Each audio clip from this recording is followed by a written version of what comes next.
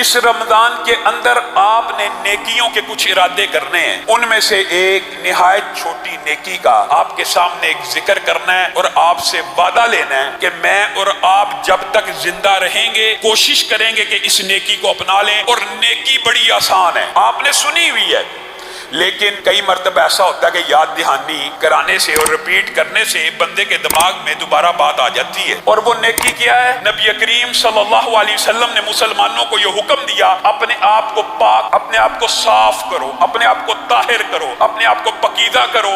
آج آپ بیماریوں میں مبتلا ہیں، سائنسدانوں نے کہہ دیا 20 سیکنڈ کے لیے ہاتھ نہیں ہے، ہر بندہ مومن ہے، مسلم ہے، وہ بھی دو رہا ہے۔ لیکن جب رسول اللہ صلی اللہ علیہ وسلم نے کہا اپنے جسموں کو پاک کرو، کس سے؟ بیماریوں سے بھی، گناہوں کی آلودگیوں سے بھی، تو وہ بات ہمیں سمجھ نہیں آئی کیسے پاک کریں۔ رسول اللہ صلی اللہ علیہ وسلم نے فرمایا اس طرح پاک کرو کہ جب نماز پڑھنے کا ارادہ ہو تب، یا نماز پڑھنے کا ارادہ نہیں بھی ہے تب بھی کیا کرنا ہے؟ بسم اللہ پڑھی اور وضو کرنا شروع کر دیا۔ یہ صرف وضو کرنے سے کیا ہوگا؟ رسول اللہ صلی اللہ علیہ وسلم نے فرمایا ہاتھ کا وضو کیا، ناخنوں تک کے گناہ معاف، چہرے پہ پانی ڈالا، آنکھ کی ساری خیانتیں، لبوں اور ہونٹوں کی، زبان کی ساری لرزشیں معاف ہو گئی، حتیٰ کہ جب پاؤں دھو لیے تو سر سے لے کے پاؤں تک انسان گناہوں سے پاک ہو گیا۔ یہ بتائیے کوئی بہت بڑا کام ہے؟ یہ تو بڑا معمولی سا کام ہے، لیکن نبی کریم صلی اللہ علیہ وسلم ارشاد فرماتے ہیں آج رات میں نے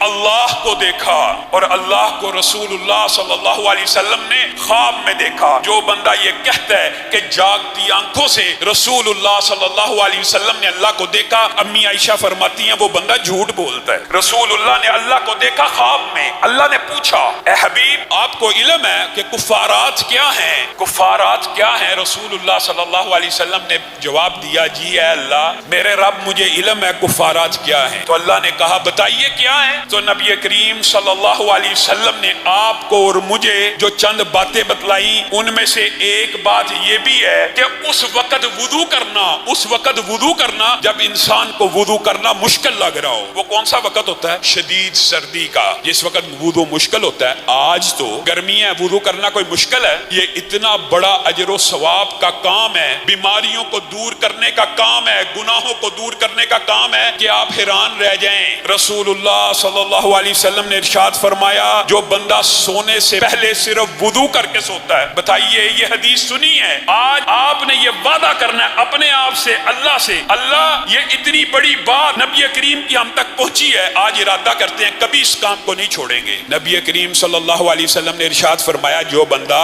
رات سونے سے قبل وضو کرتا ہے، کوئی نماز پڑھتا ہے نہیں، کوئی تلاوت کرتا ہے نہیں، صرف وضو کرتا ہے اور وضو کر کے سو جاتا ہے، اللہ رب العزت آسمان کی بلندیوں سے ایک فرشتہ نازل کرتے ہیں جو پوری رات اس کے ساتھ بسر کرتا ہے۔ کس کام کے لیے؟ کس کام؟ جو بندہ صرف وضو کر کے سو جائے، اللہ آسمان سے ایک فرشتہ نازل کرتے ہیں کہ پوری رات اس بندے کے ساتھ رہنا ہے۔ یہی فضیلت ہوتی تو بات مکمل تھی، لیکن اللہ تعالیٰ نے بھی نبی کریم کے ذریعے کوئی بات مخفی یا پوشیدہ نہیں چھوڑی۔ نبی کریم نے کہا وہ فرشتہ پوری رات بندے کے پاس کس لیے رہتا ہے کہ بندہ جب کروٹ بدلے، جب بھی کروٹ بدلے، رات کو سوتے میں بندہ کروٹ بدلتا ہے، جب وہ کروٹ بدلتا ہے جو آسمان سے فرشتہ نازل ہوا ہے وہ اللہ کو کہتا ہے اللہم اغفر لہ، اللہم ارحم، اللہ اس کے گناہوں کو معاف کر، اللہ اس کے اوپر رحمتوں کا نزول فرما۔ اور حدیث کے دوسرے ٹکڑے کے الفاظ پتہ کیا؟ کروٹ سے کئی مرتبہ آنکھ نہیں کھلتی، انسان سویا ہوا ہے کروٹ لی، پتہ ہی نہیں، بندے کو بھی نہیں پتا میں نے کروٹ لی ہے کہ نہیں، لیکن فرشتہ دعا کرتا جا رہا ہے اللہ اس کی مغفرت کر، اس کے اوپر رحمتوں کا نزول فرما۔ اور پھر حدیث میں کیا آتا ہے کہ کبھی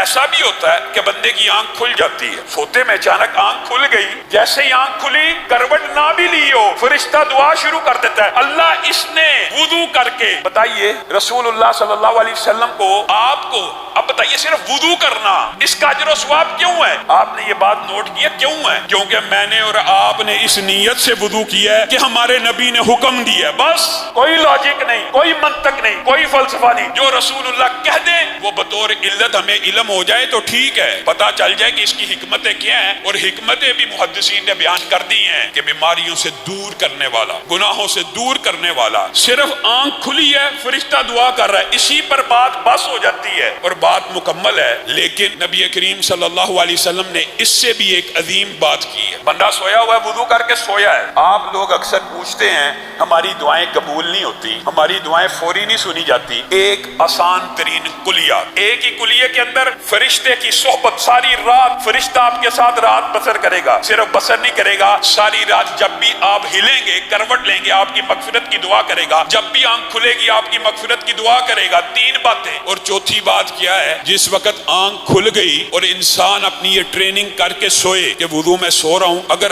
آنکھ کھل گئی اللہ نے موقع دے دیا تو اللہ کے سامنے لیٹے لیٹے ہی چند گزارشات پیش کر دوں گا۔ نبی کریم صلی اللہ علیہ وسلم نے کہا وضو کی حالت میں سونے والا انسان کروٹ لے تب بھی معافی، آنکھ کھلے تب بھی معافی کی دعا تو فرشتہ کر رہا ہے، لیکن اتنا بیدار ہو جائے کہ ہوش حواس آ جائیں اور اللہ کے سامنے ہاتھوں کو پھیلا کر اسی حالت میں اللہ سے کسی بھی چیز کا مطالبہ کرے، اللہ تعالیٰ وہ مطالبہ قبول کر لیتے ہیں۔ بتائیے رسول اللہ نے کوئی بات ادھوری چھوڑی ہے؟ رسول اللہ کہہ رہے ہیں کہ وہ مطالبہ پورا ہو جاتا ہے۔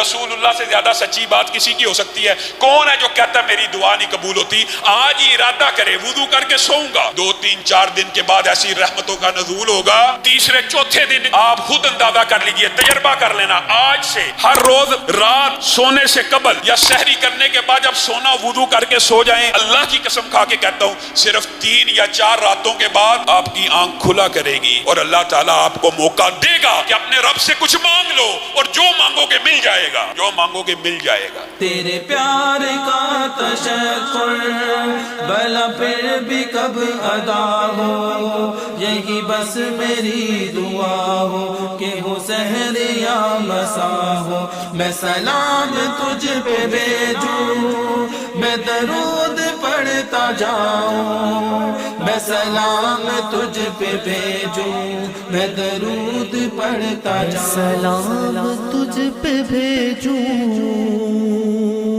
میں درود پڑھتا جاؤں۔ صلی اللہ علیہ وسلم۔